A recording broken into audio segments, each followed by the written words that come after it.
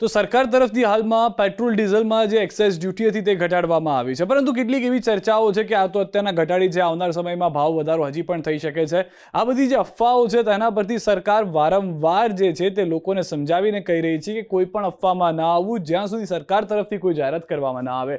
સરકાર પાસે હજી પણ એક સ્ત્રોત અવેલેબલ છે કે જે પણ એમાંથી ઘટાડી અને પેટ્રોલના ભાવને કાબૂમાં રાખી શકે છે. સૌથી પહેલાં તો આપને જણાવી દઈએ કે જે સેન્ટ્રલ જે છે તે special additional excise duty central સરકાર એટલે કે જે કેન્દ્ર સરકાર છે તેમના તરફથી જે 13 રૂપિયા પહેલાં હતી તે હવે 3 રૂપિયા કરી દેવામાં આવી છે, એટલે કે 10 રૂપિયાનો ઘટાડો કરવામાં આવ્યો છે પેટ્રોલમાં. જે સ્પેશિયલ એડિશનલ એક્સાઇઝ ડ્યુટી છે તે તો ડીઝલમાં પણ તેવું કર્યું છે કે જે પહેલાં 10 રૂપિયા લેતા હતા તે 10 રૂપિયા ઘટાડી દીધી, એટલે હવે શૂન્ય થઈ ગઈ છે. પરંતુ સરકાર પાસે હજી પેટ્રોલ અથવા તો ડીઝલમાં વધુ એક આવકનો સ્ત્રોત હોય છે, એ છે બેઝિક એક્સાઇઝ ડ્યુટી તથા અન્ય સેસ, કે જેમાં બેઝિક એક્સાઇઝ ડ્યુટી સાથે અન્ય સેસનો પણ સમાવેશ થતો હોય છે, જેનાથી હાલમાં સરકારને પર લીટર જે 8.9 રૂપિયા છે તે આવક થઈ રહી છે.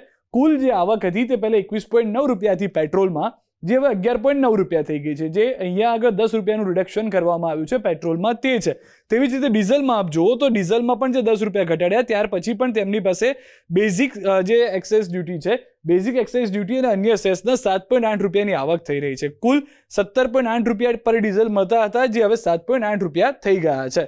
આવું કેમ કર્યું સરકારે કે સામાન્ય લોકો પર બોજ ના પડે? પરંતુ અહીંયા આગળ આપ વાતને સમજો તો પેટ્રોલ ડીઝલ પરની એક્સાઇઝ ડ્યુટી ઘટવાથી ફાયદા પણ બહુ બધા છે. એવું નથી કે એક એક્સાઇઝ ડ્યુટી 10 રૂપિયા ઘટાડી દીધા તો સામાન્ય લોકોને પણ રાહત થઈ ગઈ. તેના ફાયદા આપજો. એક તો ઓઇલ કંપનીઓને લિટરથી 10 રૂપિયાનો ફાયદો થશે, જે અંદાજિત અત્યારના 20 થી 25 રૂપિયાનું નુકસાન ઓઇલ કંપનીઓને વેઠવું પડતું હતું, તેમાં બહુ મોટી રાહત મળી ગઈ છે ઓઇલ કંપનીઓને 10 રૂપિયાનો ફાયદો આપવાથી. આંતરરાષ્ટ્રીય સ્તરે ક્રૂડ ઓઇલના ભાવનું ભારણ ઓઇલ કંપનીઓને સહન કરી શકશે, જે અત્યાર સુધીમાં આયાત કરતા હતા, જેમાં ભાવમાં પહેલાં 75 રૂપિયા પર બેરલ હતો, જે સતત વધતો હતો 110, 120, 150 સુધી થઈ ગયો હતો, ડબલ ભાવ થઈ ગયા હતા. તો તેમાંથી થોડી રાહત મળશે. 10 રૂપિયા સરકારે પોતાના જે કમાઈનો સ્ત્રોત હતો તે જતો કર્યો છે, જેના કારણે સામાન્ય દેશવાસીઓ પર ભાવ વધારાનો બોજ નહીં પડે. જે જનતા એમ વિચારતી હતી કે પાકિસ્તાન જેવા દેશમાં 300 પહોંચી ગયું છે, બાંગ્લાદેશમાં વધી રહ્યું છે, ઓસ્ટ્રેલિયામાં પેટ્રોલ ખાલી થઈ ગયું છે, જાપાનની અંદર પરિસ્થિતિ કોલસા વાપરવાની આવી છે, શું ભારતમાં પણ આવું થશે? તો આજે 10 રૂપિયા ઘટાડી દીધા છે, જેના કારણે એક તો ફ્યુલનો જથ્થો પણ પૂરતો છે, જે આવક થઈ રહી છે, જે આયાત થઈ રહી છે, તેનાથી પણ સામાન્ય દેશવાસીઓને ભાવ વધારાનો સામનો નહીં કરવો પડે. પેટ્રોલ ડીઝલના જે ભાવ વચ્ચે એવી અફવાઓ હતી તે હવે બંધ થઈ ગઈ છે. વારંવાર આપણે સાંભળ્યું હતું, ગુજરાતમાં તો જોયું હતું કે પેટ્રોલ ડીઝલ જાણે ખાલી થઈ જવાનું છે એમ લાઈનો લાગી ગઈ હતી, પરંતુ હવે અફવાઓથી પણ લોકોને ખબર પડી ગઈ કે હવે ભાવ વધવાના છે નહીં. પેટ્રોલ ડીઝલના ભાવ કાબૂમાં રહેતા જીવન જરૂરી ચીજવસ્તુઓનો ભાવ પણ નિયંત્રણમાં રહે છે. ટ્રાન્સપોર્ટેશન કોસ્ટ જે થતી હોય છે તે ભાવ કાબૂમાં રહેશે. જો 10 રૂપિયા કદાચ વધારી દીધા હોત સરકારે તો શું થાત કે એક તો સામાન્ય લોકોને પણ પર લીટર 10 રૂપિયા વધારે આપવા પડત, પછી જે ટ્રાન્સપોર્ટેશન કોસ્ટ છે તે વધી જાય, જેના કારણે સામાન્ય જીવનની જે જરૂરિયાતની વસ્તુઓ છે તે મોંઘી થઈ જાત. સરકારે શા માટે આટલો મોટો નિર્ણય કર્યો છે? જો પહેલાની સ્થિતિ જે હતી તે શું હતું કે ક્રૂડ ઓઇલના વધતા ભાવથી ઓઇલ કંપનીઓ પર ભારણ વધી રહ્યું હતું. જે રીતે મેં આપને કીધું કે એક કંપનીને 20, 25 રૂપિયાનું નુકસાન પર લીટર થતું હતું, પરંતુ આ જે વધેલું ભારણ હતું તેના કારણે શું થતું હતું કે ઓઇલ કંપનીઓ પેટ્રોલ ડીઝલના ભાવ વધારવા મજબૂર બની હતી. એમ થતું હતું કે હવે પેટ્રોલ ડીઝલના ભાવ વધારવા પડશે. સામાન્ય જનતાને, તમારી ને મારી જેવા વ્યક્તિઓને વધારે રૂપિયા આપીને કદાચ પેટ્રોલ લેવું પડી શક્યું હોત જો આ વાત થઈ હોત તો. બની શકે કોઈ ઓઇલ કંપની આયાત ઘટાડી દે, જેના કારણે અછત થઈ જાય. એવું થાય કે ભાઈ જે આયાત થઈ રહી છે, રશિયા પાસેથી ખરીદી રહ્યા છે અથવા અન્ય દેશો પાસેથી ખરીદી રહ્યા છે, કંપનીઓ આયાત જ ઘટાડી દે. પછી શું થાત કે આયાત ઘટી જાત તો જે જથ્થો આપણી પાસે પૂરતો ના હોય એના કારણે ઘટ થઈ જાત, એટલે કે પેટ્રોલ જે અથવા તો ડીઝલ જે છે જે લોકોને ના મળી શકે, જેનો જથ્થો અત્યારના સરકારે કહ્યું છે તે પ્રમાણે 2 મહિના જેટલો પૂરતો જથ્થો છે. હવે અહીંયા આગળ બીજી શું વસ્તુ છે, ભાવ પણ ન વધે અને પેટ્રોલ ડીઝલની અછત પણ ન રહે, એવો વિકલ્પ હતો સરકાર પાસે, એક્સાઇઝ ડ્યુટી ઓછી કરી દેવાનો. સરકારને મહિને અંદાજિત 14,000 કરોડનું નુકસાન ચોક્કસથી થશે, કેમ કે આ 10 રૂપિયા જે પેટ્રોલ ડીઝલમાંથી વેવ ઓફ કર્યા છે, એટલે કે જે ઘટાડી દીધા છે, એના કારણે અંદાજિત મહિને જે આંકડો છે તે 14,000 કરોડના નુકસાનનો છે, જે સરકાર ભોગવશે.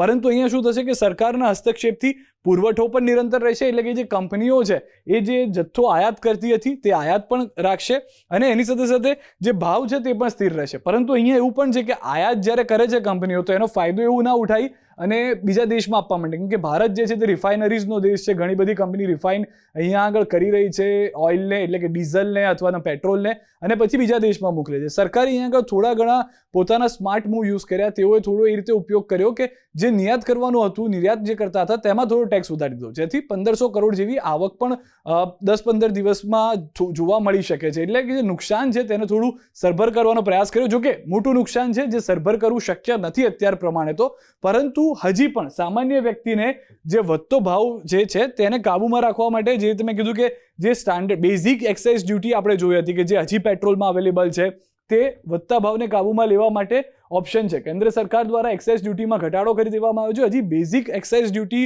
જે પેટ્રોલની અંદર પણ 9 થી 10 રૂપિયા જેટલું જે છે, સૌથી પહેલા આપણે જે જોયું હતું તે હજી સરકાર પાસે અવેલેબલ છે. ડીઝલમાં 7.5 રૂપિયા કેન્દ્ર સરકાર પાસે અવેલેબલ છે, તેમાં પણ હજી ઘટાડો કરી શકે છે. ત્યાં પણ થોડું આવકનું નુકસાન સહન કરી શકે છે. બીજી તરફ રાજ્ય પાસે પણ છે હજી ઓપ્શન. રાજ્ય સરકારો દ્વારા વેટ લેવામાં આવતો હોય છે. વેટ જે છે તે પણ પેટ્રોલમાં એડિશનલ હોય છે. જ્યારે તમે પેટ્રોલ ભરાવા જાઓ છો ત્યારે જો હજી પણ એવી જરૂર લાગી તો વેટમાં ઘટાડો જે રાજ્ય સરકાર છે તે કેન્દ્ર સરકારની જેમ કરી શકે છે. કે ભાવ વધારાના હવે ચાન્સીસ છે તે ખૂબ જ ઓછા થઈ ગયા છે. સામાન્ય જે રીતના તેલ આવી રહ્યું છે, સરકાર જે રીતના પ્રયાસ કરી રહી છે તેને જોતા, અને આ બધાની સાથે સાથે વધુ એક વિકલ્પ એ પણ છે કે સરકાર પાસે રાજકોષીય નીતિ જે છે તે અને ટેક્સ એડજસ્ટમેન્ટ, આ બંને વસ્તુ હજી પણ સરકાર કરી શકે છે. તો આ મોટી જે પરિસ્થિતિ જોવા મળી રહી છે તેને લઈને સ્પષ્ટ છે કે ભાવ વધારાની વાત હોય તે અફવા ફરી વખત સાબિત થઈ છે. લોકડાઉનને લઈને લોકો વાત કરતા હતા કે એનર્જી લોકડાઉન આવી જશે, જે રીતે ઓસ્ટ્રેલિયામાં થઈ રહ્યું છે, અન્ય દેશોમાં થયું છે, કદાચ ભારતમાં એવું થશે. તેને લઈને પણ આજે સરકાર તરફથી, મંત્રીઓ તરફથી સ્પષ્ટતા કરી દેવામાં આવી કે લોકડાઉનની કોઈ વાત નથી, લોકડાઉનનો વિચાર શુદ્ધ નથી કર્યો હજી સુધી સરકારે, કેમ કે સરકાર પાસે પૂરતો પેટ્રોલ ડીઝલનો જથ્થો અવેલેબલ છે. એલપીજી જે જરૂર છે તેની ક્ષમતા કરતાં વધુ ઉત્પાદન હવે ખુદ સરકાર તરફથી કરવામાં આવી રહ્યું છે, કંપનીઓ તરફથી કરવામાં આવી રહ્યું છે. તો આ બધી પરિસ્થિતિને જોતા ભારત હાલમાં જે પરિસ્થિતિમાં છે તેને લઈને કોઈ ચિંતાની વાત નહીં. ચોક્કસથી કેટલાક ઔદ્યોગિક એકમોને અસર થઈ હશે ગેસના કારણે, અન્ય પરિસ્થિતિઓના કારણે, પરંતુ જે પેટ્રોલ ડીઝલ છે અથવા તો એલપીજીનો જે જથ્થો છે, કારણ કે હવે પીએનજી ઉપર લોકો જઈ રહ્યા છે ઘરગથ્થુ ઉપયોગ માટે, તો એ બધી પરિસ્થિતિને ધ્યાનમાં રાખતા અત્યારના બાકી દેશોની સરખામણીએ પણ ભારતની પરિસ્થિતિ સારી છે અને ભારતના લોકોને પણ તેટલી હાલાકીનો સામનો નહીં કરવો પડે. એનર્જી લોકડાઉન હોય, કોઈ પણ પરિસ્થિતિ હાલમાં જોવા નથી મળી રહી.